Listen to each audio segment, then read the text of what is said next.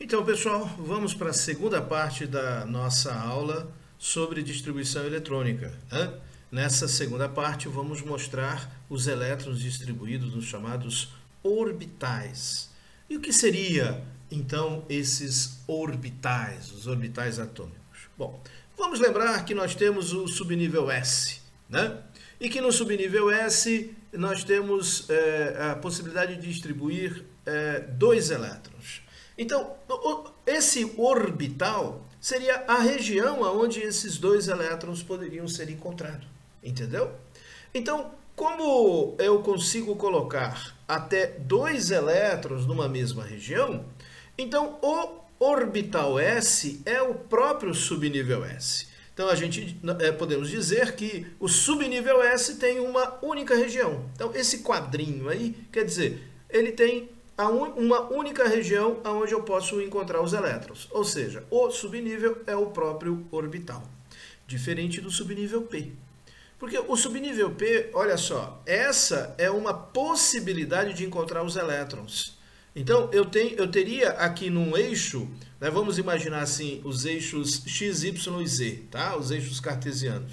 Então, no eixo Z, por exemplo, aqui, ó, eu coloquei, eu teria a possibilidade de encontrar elétrons nessa região, tá? Até dois elétrons poderiam ser encontrados aí. Mas eu ainda poderia ter no eixo X ou no eixo Y. Então, eu poderia ter o orbital P numa outra perspectiva, né? Ou até mesmo assim. Então, observe, eu tenho três possibilidades de encontrar o elétron em subnível P. Lembrando que eu consigo colocar até dois elétrons, então, ao todo, nós teríamos três regiões para o subnível P. Então, são três orbitais P, porque existem três regiões distintas no subnível P, aonde eu poderia encontrar os elétrons. Até dois elétrons para cada região. Com isso, teríamos, por exemplo, no caso do subnível D. No subnível D, nós temos diferentes regiões também. Ó, vamos imaginar aqui, ó, os eixos X, Y e Z. Aqui eu tenho uma possibilidade de encontrar elétron no subnível D. Então, o movimento do elétron seria mais ou menos da forma como está posto aqui o desenho. Então, os dois elétrons desta região, lembra que cada região eu consigo ter até dois elétrons. Então, os dois elétrons desta região iriam formar mais ou menos essa estrutura aqui. Eu teria outros dois elétrons com esta possibilidade. Mais outros dois elétrons com esta possibilidade. Outros dois com essa e outros dois com essa. Então, observe, são 5 possíveis regiões para encontrar o orbital D. Aqui eu tenho 1, aqui eu tenho 2, 3, 4, 5. Ok? Então, as 5 regiões de orbitais D me perfazem os 5 orbitais D. Então, esses quadrinhos é apenas para indicar as regiões, ou seja, os orbitais. Lembra que o F, por exemplo, nós temos 14 elétrons no F? E se são 14 elétrons no F, cada 2 elétrons poderiam ocupar um orbital, ou seja, uma região. Então, no caso do F, eu teria 7 possíveis regiões. Olha só o desenho que ficaria, tá? Aqui seriam os orbitais F. Olha só como que os desenhos seriam mostrados aqui, as 7 possibilidades, né? Ó, observe bem, eu tenho 1, 2, 3, 4, 5, 6, 7 possibilidades. Portanto, são 7 quadrinhos, né? 7 orbitais F.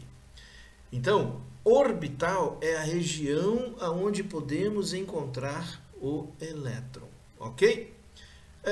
Vamos entender isso em um átomo, por exemplo. Então, vamos pegar aqui o elemento químico nitrogênio, tá? Sua distribuição eletrônica seria 1s2, 2s2 e 2p3, Ele tem 7 elétrons ao todo, tá? 2p3 quer dizer que, né, eu colocaria um elétron no orbital P do eixo X, um elétron do orbital P do eixo Y e um elétron no orbital P do eixo Z, tá certo? Então, a distribuição ficaria mais ou menos assim, ó. Aqui eu teria o orbital 1s, né? Então, os 2 elétrons do orbital 1s, ok? Aí você vai ter o 2s um pouco mais distante, tá certo? Então, o 2s já ficaria mais ou menos isso, ok? E aí nós teríamos os orbitais em P. Lembre que o P tem outro desenho. Então, eu teria o P1, o Px, o Py e o Pz. Cada um desses orbitais com um elétron colocado. Então, no orbital P, eu teria, ó, um primeiro elétron formando o desenho no eixo X, um segundo elétron formando um desenho no eixo Z, né? Um eixo Y, por exemplo, o outro no eixo Z, tá certo? E aí nós teríamos, então, os 3 juntos formando esse desenho aqui, né? O orbital Px seria o orbital amarelo, o orbital Pz seria o orbital vermelho e o Py seria o orbital meio azulado aqui, né? Então, eu teria aí mais ou menos essa a distribuição dos elétrons. Mas observe que eu coloquei no orbital P do nitrogênio um elétron em cada, né? Em cada orbital. Vamos entender isso. Acontece que o elétron, ele tem, além do giro que ele faz em torno do átomo, ele pode fazer um giro em torno de si mesmo. Chamamos isso de spin, tá certo? E pode ser representado um spin, digamos que ele esteja fazendo um giro anti-horário. E aí eu digo que é um spin para cima, tá certo? Se ele estiver girando contrário a isso, né? Ó, aqui eu tenho mostrando ele um spin anti-horário, ok? Então, eu digo que é spin para cima, ok? Agora, eu poderia fazer o spin horário. Então, spin para baixo, tá? Up para cima, down para baixo, ok? Bom, acontece que esses 2 elétrons poderiam estar ocupando o mesmo orbital. Lembre-se, os 2 elétrons ocupam um mesmo orbital. Então, eu teria, ó, um elétron girando para a esquerda, o outro girando para a direita, formando aí campos magnéticos distintos. Tá vendo, ó, o campo magnético? Aqui em cima está Polo Norte, ó, né? Aqui o Polo Sul, ou seja, um campo magnético positivo, o outro negativo. O outro elétron iria produzir campos magnéticos contrários, ó, né? Se aqui em cima está o norte, aqui no outro elétron estaria o sul. Ou seja, se está positivo, aqui estaria o negativo. Com isso, os 2 elétrons podem, por produzir campos eletromagnéticos diferentes, né, contrários, eles poderiam ser colocados juntos. Não teria a repulsão, não seria tão grande, tá? Então, considerando, portanto, que um elétron teria um spin para cima, né? Que o outro elétron teria um spin para baixo, mas ambos ocupam o mesmo orbital, seria mais ou menos isso que nós teríamos, então, para o subnível, o primeiro subnível S, por exemplo, né, para um átomo como um átomo que tenha 2 elétrons no subnível S. Então, eles estariam ocupando essa mesma região. Tá certo? Um girando para a direita, o outro girando para a esquerda. Representamos isso pela seta. Uma seta para cima quer dizer eu giro para um lado. Seta para baixo, giro para o outro lado. Não existe um padrão, uma convenção. Para cima é sempre para a direita ou é sempre para a esquerda. Não. O importante é dizer que um giro positivo, tá? O outro giro negativo. Então, quer dizer, um seria para a direita e outro para a esquerda. Qual que é para a direita, qual que é para a esquerda, pouco importa, tá certo? Então, os estados energéticos do elétron se complementariam, ambos se complementariam, por isso se atribui aí, né, um valor de spin de meio, né, sendo que para um elétron é mais meio, para o outro elétron menos meio, tá? Isso é apenas para mostrar que tem campos distintos, tá bom? Campo magnético distinto.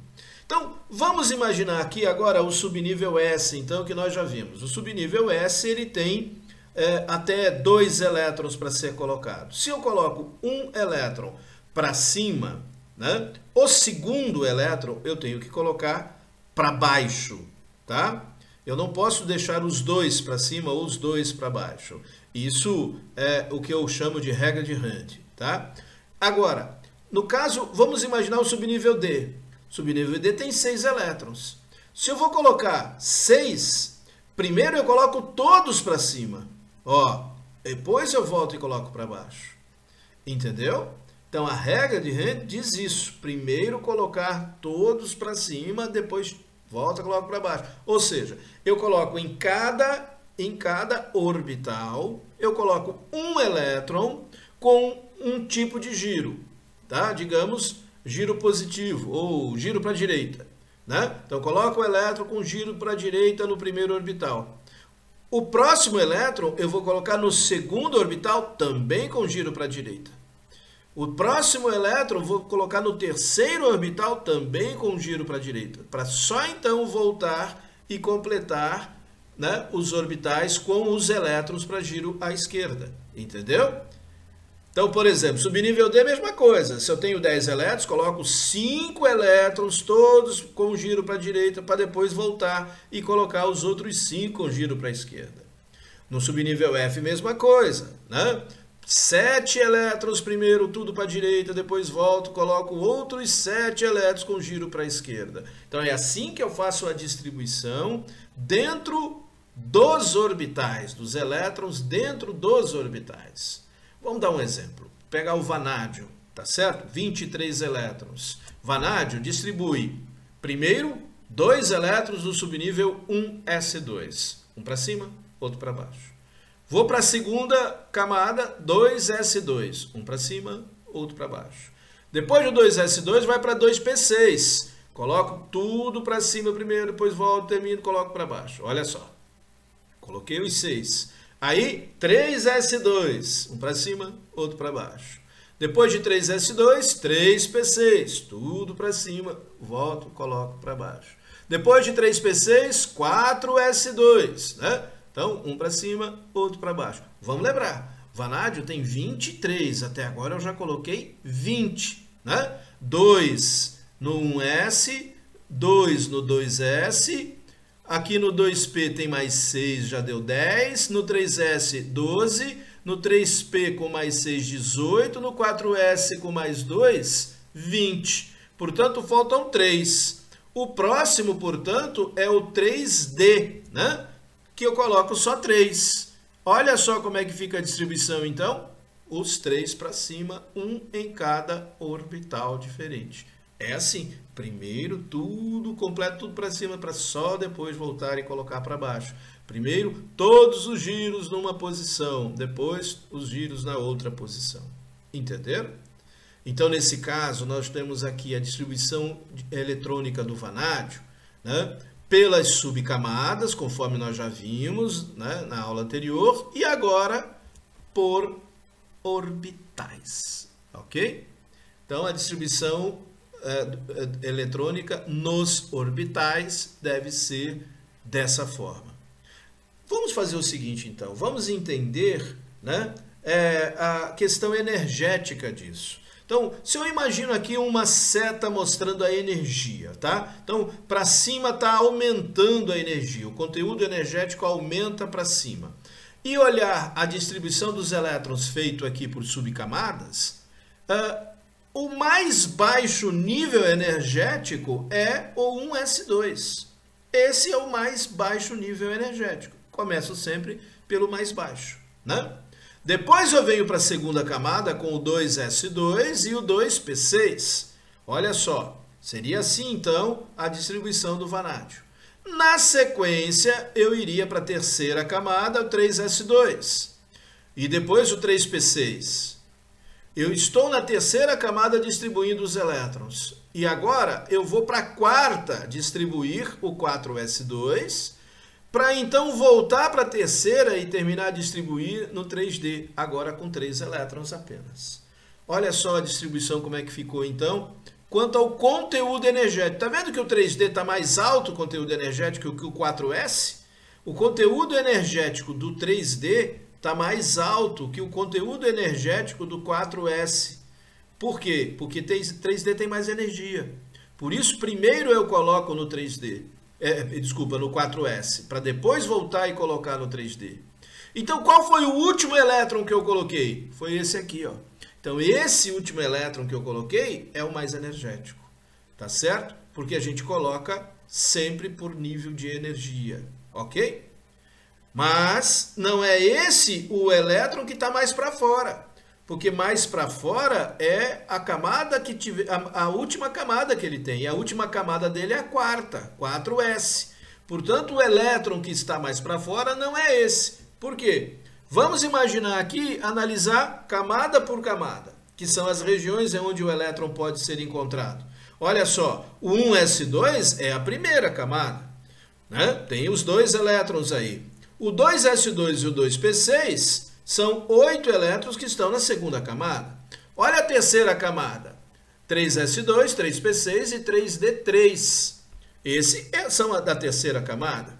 E a última camada dele é a quarta.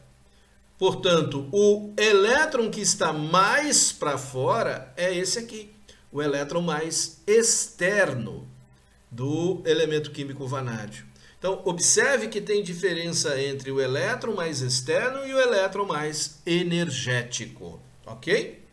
É óbvio que o gráfico fica melhor se a gente fizer uma correlação entre a região onde o elétron é encontrado, né, que seriam as camadas, e o conteúdo energético que nós tínhamos mostrado anteriormente. Então, o gráfico mostra as relações entre conteúdo energético e região aonde o elétron é encontrado. Ok, pessoal? Então, era isso que nós tínhamos para hoje. Até a nossa próxima aula, então. Até mais.